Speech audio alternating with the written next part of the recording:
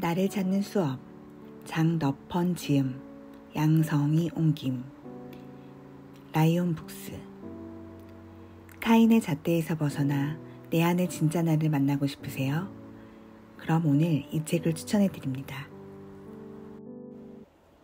프롤로그. 지금 나는 내가 원하는 삶을 살고 있는가? 지금 이 책을 펼친 모든 사람들이 편안한 마음으로 책장을 넘기면서 자연스럽게 새로운 기회를 찾을 수 있기를 진심으로 바란다. 만약 인생의 답을 찾고 있거나 힘들고 어려운 문제에 직면했거나 깊은 슬럼프에 빠져 꼼짝 못하고 있다면 이 책에서 답을 얻을 수 있을 것이다. 먼저 내가 이 책을 쓰도록 마음먹게 한 이야기를 소개하겠다. 한 남자가 밤늦게 퇴근해 집으로 돌아가던 중 어두운 골목길을 지나는데 한 여자가 가로등 밑에서 뭔가를 찾고 있었다. 남자는 여자가 너무 초조하고 당황스러워하는 것 같아 도우려는 마음으로 다가갔다. 저기요, 뭘 찾고 계세요? 차 열쇠요. 집에도 못 가게 생겼어요. 대충 어디쯤인가요? 뭐 하다 떨어뜨리셨어요? 여자는 조금 떨어진 어두운 곳을 가리켰다. 저쪽에서 열쇠를 꺼내려고 지갑을 열다가요. 그럼 저쪽에서 찾아야 하는 거 아니에요? 남자가 황당해하자 여자는 당연하다는 듯이 이렇게 대답했다. 저쪽엔 깜깜해서 아무것도 안 보이는데 어떻게 찾아요? 아마도 여러분은 이 여자가 너무 바보 같다고 비웃을 것이다. 그런데 우리도 크게 다르지 않다. 많은 사람들이 자신이 원하는 인생과 행복을 찾으려 하지만 이야기 속 여자처럼 완전히 방향을 잘못 잡은 사람이 많다.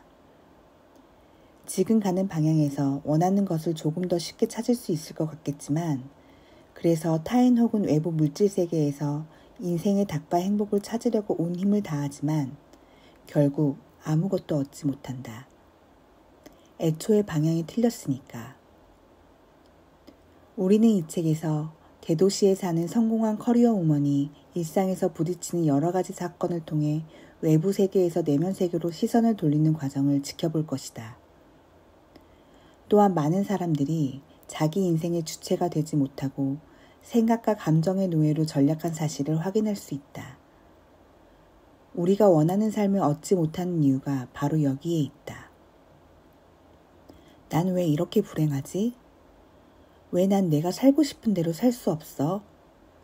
이 책은 먼저 우리가 겪는 고민과 문제를 객관적이고 이성적인 시선으로 바라보게 한다. 또한 신체, 마음, 정신 측면에서 조금 더 깊이 탐구해 우리 인생을 좌지우지하는 삶의 방식이 어떻게 형성되고 어떻게 몸과 마음을 지배하는지 알아본다. 그리고 이러한 문제를 해결해 여러분의 자신의 생각, 감정, 신체의 억압에서 벗어날 수 있도록 현실적이고 효과적인 방법을 제시했다. 이 책의 주인공 러링은 가정과 직장에서 여러 가지 충격과 사건에 부딪히며 다양한 인생 과제와 지혜를 경험한다. 또한 주변 인물의 경험과 성장 과정은 인생의 지혜가 얼마나 중요하고 실용적인지 확실히 보여준다. 러링은 스승의 가르침에 따라 자신의 내면 세계를 정리함으로써 외부 세계를 변화시킨다. 마치 애벌레가 허물을 벗고 화려한 나비가 되어 훨훨 날아가듯이 사실 결말 부분을 쓰면서 나도 모르게 눈물을 흘렸다. 그저 더 많은 사람들이 자신의 본 모습을 되찾아 자신이 원하는 삶을 살아가기를 진심으로 바랄 뿐이다.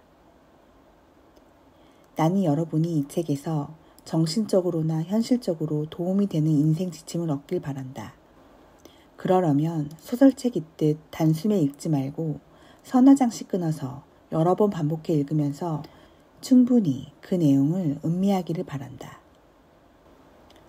주변 친구, 가족과 함께 이 책을 읽고 지혜를 공유한다면 더 큰 효과를 확인할 수 있을 것이다. 만약 이 책을 소설처럼 생각한다면 인생을 바꿀 새로운 기회는 얻지 못할 것이다. 이 책에서 알려주는 인생 철학은 반드시 스스로 체험하고 실천해야 하기에 머리로만 이해해서는 아무것도 바뀌지 않는다. 장더펀.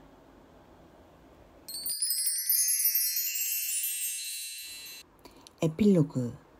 독자에게 띄우는 편지.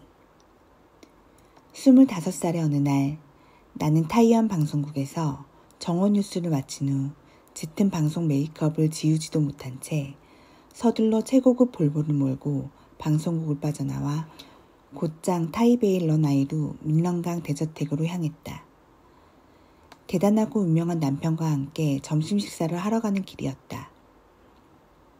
차를 멈추고 신호를 기다리던 중 우연히 백밀러에 비친 내 모습을 본 순간 소스라치게 놀랐다. 짙은 화장 덕분에 눈, 코, 입이 아주 또렷해서 실제보다 더 젊고 아름답게 보였다. 그런데 그 아름다운 얼굴에 수심이 가득했다. 온 얼굴로 난 너무 불행해 라고 외치고 있었다. 그 무렵 난 정말 답답하고 우울했다. 난 명문 타이베이 대학을 졸업한 젊고 아름다운 방송국 뉴스 아나운서이고 유명한 재벌 남편을 둔 덕분에 고급 외제 승용차를 몰았다. 어떤 사람은 그중 하나만 있어도 행복해야 하는 거 아니야? 라고 말할지도 모르겠다. 그런데 나는 왜 이렇게 불행할까? 그때 나는 자신에게 아주 무지한 상태였다. 자신을 돌아보고 인지할 능력이 전혀 없었다. 그래서 고민 끝에 내 남편이 좋은 사람이 아니기 때문이라는 결론을 내렸다. 다시 좋은 남자를 만나면 아들, 딸 낳고 분명히 행복하게 살 수 있을 거야. 10년 후 모든 것이 변했다. 베이징 교회에 있는 넓은 별장에 살면서 도우미 3명과 운전기사까지 고용했다. 다시 좋은 남자를 만나 아들 하나, 딸 하나를 뒀다. 하지만 난 여전히 불행했다. 다 재미없고 인생이 무의미하게 느껴졌다. 난 사내 교육 강사로 일하면서 꽤 많은 수입을 올렸다. 주로 대기업 직원을 상대로 영업 마인드, 시장 정보, 소속감 강화, 대화의 기술 등 다양한 교육 프로그램을 진행했다. 그래서 이번엔 이런 결론을 내렸다. 내가 불행한 이유는 글로벌 인류 기업에서 일하지 못하기 때문이야. 나의 뛰어난 능력을 발휘하기엔 이 무대가 너무 작아. 얼마 뒤 남편이 싱가포르 회사로 직장을 옮기면서 온 가족이 싱가포르로 이주했다. 나는 나중에야 알았지만 이 세상에 우연히 일어난 일은 없다. 기회로 세계적인 글로벌 기업에서 일하게 됐다. 신입으로 시작했지만 1년 만에 연봉을 2배로 올리고 아시아 태평양 지역을 총괄하는 마케팅 이사로 승진했다. 하지만 이 빛나는 업적은 우울증으로 막을 내렸다. 그 무렵 어디선가 나를 비웃는 목소리가 들리기 시작했던 것이다. 아직도 원하는 게 있어?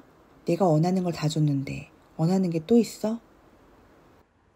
2002년 말 나는 싱가포르 성공을 뒤로한 채 가족과 함께 다시 베이징으로 돌아갔다. 이때부터 나는 내면 정신세계를 탐구하는 데 온 힘을 쏟았다. 중국은 물론 타이완, 홍콩, 마카오, 인도, 싱가포르, 미국, 호주까지 가서 정신개발 프로그램을 이수했다. 100권이 넘는 관련 서적을 독파하고 매일 명상과 요가 수련에 힘썼다. 내면으로의 여행은 과거를 돌아보는 데 큰 도움이 됐다. 선천적 혹은 후천적으로 부여받은 여러 가지 조건과 상황이 운명과 업보의 억압, 잠재의식에 숨겨진 자동반응 시스템의 작용과 맞물리면서 화려하고 풍부롭고 특별했지만 순탄치 않은 삶을 만들었다. 그리고 나는 이렇게 사는 동안 늘 불행했다. 하지만 지금 나는 나의 실상은 나 스스로 만드는 것이라는 사실을 확실히 체험하고 깨달았다. 현대인들에게 이미 너무 진부한 구호일지도 모르지만 이것은 변하지 않은 진리이다. 우리는 자신 삶 속에 존재하는 모든 사람, 사물, 사건 중심에 서서 스스로 책임질 줄 알아야 한다. 하지만 어떻게? 라고 반문하고 싶은가? 우리는 머리로는 이해하면서도 자신의 업적을 끌려다니면서 자기 삶의 중심에 서지 못하고 주변인으로 겉돌 수밖에 없다. 스스로 평범한 인간임을 자처하면서도 인간의 풍파와 고통을 끌어들인다. 도대체 우리는 어떻게 해야 운명의 장난에서, 스스로 만든 굴레에서, 내면에 형성된 그림자로부터, 편견으로 굳어진 잠재의식의 자동반응 시스템으로부터 벗어날 수 있을까? 어떻게 해야 자신의 진심을 표현하고 외면과 내면 모두 풍요로운 삶을 구현할 수 있을까? 어떻게 해야 진정한 자유인이 될 수 있을까? 오랫동안 위의 문제를 탐구하고 연구해 왔지만 나는 기존의 삶의 방식에서 완전히 벗어났다고 자신 있게 말할 수 없다. 하지만 나는 지금 내 모든 말과 행동을 일치시켰으며 마음이 가는 대로 자연스럽게 움직일 수 있는 수준까지 와 있다. 가장 중요한 것은 드디어 내가 자신의 불행을 받아들일 수 있게 됐다는 사실이다. 내 인생이 불완전하다는 것을 받아들였으며 기꺼이 내 불행에 굴복하는 과제를 완수했다. 그동안 다양한 인생을 경험하면서 나는 나처럼 힘들고 고통스럽게 자신을 찾으려는 사람들을 진심을 다해 돕고 싶어졌다. 아름답고 행복한 인생을 찾아가는 지름길을 찾으려는 사람들을 복잡하게 뒤얽힌 세상사와 인간관계 속에서 분명한 자신의 역할을 찾으려는 사람들을 정신적인 독립과 감정의 자유를 실현하고 진정한 행복을 찾으려는 사람들을 돕고 싶다. 이 모든 사람들에게 말하노니 그 지름길은 바로 지금 당장 시작하는 것이다. 이 책에서는 신체, 마음, 정신, 각 측면에서 구체적으로 어떤 행동을 취해야 할지 다양한 방법을 제시하고 있다. 하지만 습관이란 하루아침에 만들어진 것이 아닌 만큼 단순히 이 책을 한 번 읽는다고 해서 그동안 굳어진 삶의 방식을 단번에 깨트릴 수는 없다. 독자들이여, 먼저 신체와 감정 부분에서 사소하고 작은 것이라도 좋은 습관을 길러보자.